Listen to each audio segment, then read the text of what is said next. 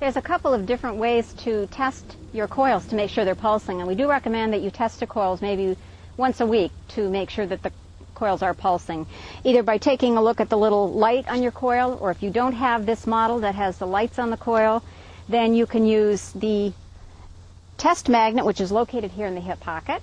And what you do is you take the test magnet and you hold it next to the coil, and you'll actually feel a pulsing, a little bumping that is going at the same rate as this pulsing magnetic field. And of course, if you want to change this pulse, then you just depress this on button, which for the first time turns it on, but then the second time you push it changes the pulse rate. We're at 30 pulses per second right now. If you lose your test magnet, and if you have a portable radio, such as I have right here, if you tune it to an AM station, a lower AM band, turn it on, and hold it close to one of the coils, you can actually hear that pulsing from the coil. And every coil that you hold it next to, you'll hear the pulsing. So that's kind of a quick and easy way to know if your coils are pulsing. As I get closer to the coils, it's a louder type of an interference noise. You'll notice if I hold this radio out here, I can still hear that. I'll hold it up next to the microphone. You can still hear that pulsing magnetic field. Another test method you can use, if you happen to have a magnet meter, is to hold this meter up close to the blanket, and as soon as you get into that magnetic field, the lights will come on.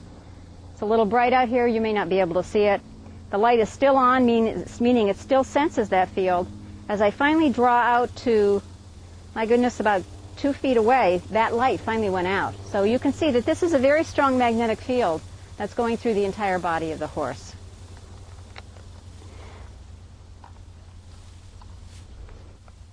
And finally, I'd like to just bring to your attention that if you do have a problem with the control unit, and you see a message on the display which says E1, E2, or E3, it does mean that there's some sort of a wiring problem. And you remember when we connected the cables into the control box that we took care to connect E1 into the left front, E2 to the right front, and E3 then goes to the back.